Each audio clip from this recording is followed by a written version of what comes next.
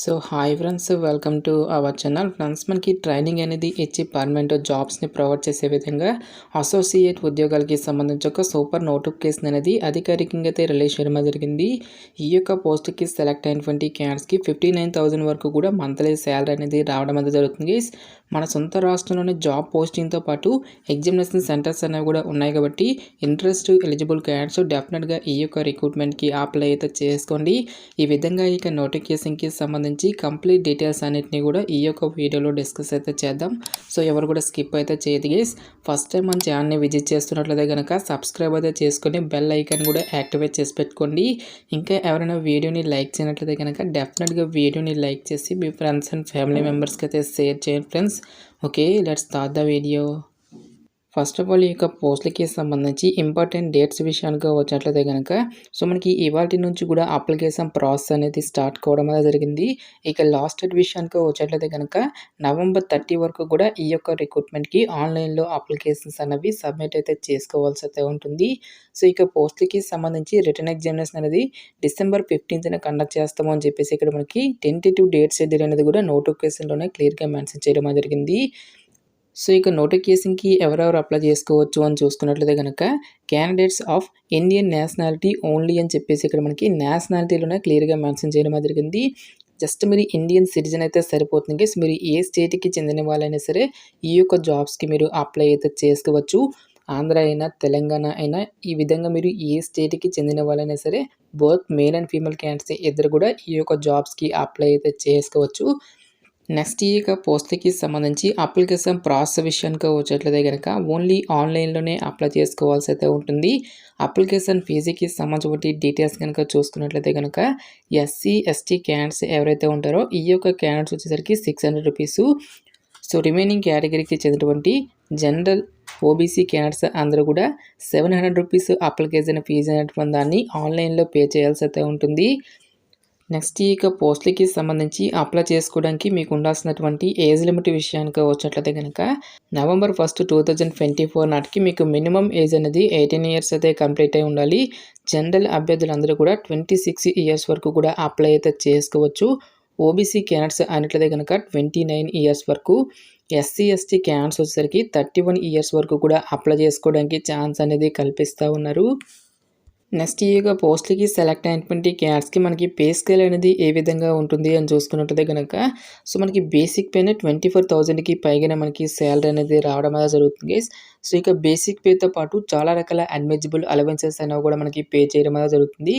Like మనకి dearness allowances, house rent allowances, next మనకి గ్రాడ్యుయేటీతో పాటు LTC పెన్షన్ స్కీమ్ అని చెప్పేసి ఈ విధంగా మనకి చాలా రకాల అడ్మిజిబుల్ అలవెన్సెస్ అనేవి కూడా మనకి పే చేయడం జరుగుతుంది. ఈ విధంగా అన్ని అలవెన్సెస్ కలుపుకుంటే మనకి అప్రాక్సిమేట్లీ వచ్చేసరికి 59,000 వరకు కూడా పర్ మంత్ శాలరీ అనేది రావడం అనేది జరుగుతుందని చెప్పేసి ఇక్కడ మనకి రిక్రూట్మెంట్ నోటిఫికేషన్లోనే క్లియర్గా మెన్షన్ చేయడం అనేది జరిగింది.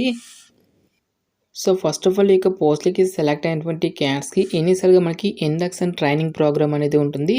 సో ఇక ఇండక్షన్ ట్రైనింగ్ ప్రోగ్రామ్ అనేది కంప్లీట్ అయిన తర్వాత ఇదే సంస్థలో మీకు పర్మనెంట్ జాబ్ అనేది ఇవ్వడం అనేది జరుగుతుంది. నెక్స్ట్ ఇక్కడ మనకి జాబ్ పోస్టింగ్ అనేది కూడా ఎక్కడ ఉంటుందని చెప్పేసి ఒక డీటెయిల్స్ని కూడా నోటిఫికేషన్లో క్లియర్గా మెన్షన్ చేయడం జరిగింది. On successful completion of the site training programme they will be posted to any of the branches or offices of the bank అని చెప్పేసి మెన్షన్ చేయడం జరిగింది. సో ఇక బ్యాంక్కి సంబంధించిన బ్రాంచెస్ అనేవి మనకు 2 తెలుగు రాష్ట్రాల్లో కూడా ఉన్నాయి కాబట్టి సో ప్రొబేషన్ పీరియడ్ అనేది కంప్లీట్ అయిన తర్వాత ఫర్దర్గా మనకు సొంత బ్రాంచెస్కి కూడా ట్రాన్స్ఫర్ అనేది కూడా చేసుకోవడానికి ఛాన్స్ అనేది కల్పిస్తూ ఉన్నారు కాబట్టి డెఫినెట్గా ఈ యొక్క ఆపర్చునిటీని అయితే యూటిలైజ్ అయితే చేసుకోండి. నెక్స్ట్ ఈ యొక్క పోస్టులకి సంబంధించి అప్లై చేసుకోవడానికి మీకు ఉండాల్సినటువంటి ఎసెన్షియల్ ఎడ్యుకేషనల్ క్వాలిఫికేషన్ విద్యా అర్హత విషయానికి వచ్చినట్లయితే కనుక graduates in any discipline from university అని చెప్పేసి ఇవ్వడం అనేది జరిగింది. సో మరి ఏదైనా ఒక విభాగంలో జస్ట్ మీరు బ్యాచిలర్స్ డిగ్రీ అనేది కంప్లీట్ చేస్తే సరిపోతుంది. ఈ యొక్క జాబ్స్కి మీరు అప్లై అయితే చేసుకోవచ్చు. ఎలాంటి ఎక్స్పీరియన్స్ అనేది కూడా ఉండాల్సినటువంటి అవసరం అయితే లేదు గైస్. సో మీరు బీటెక్ చేసిన, B.Pharmacy చేసిన, BSc చేసినటువంటి క్యాండిడేట్స్ కూడా ఈ యొక్క జాబ్స్కి అప్లై అయితే చేసుకోవచ్చు.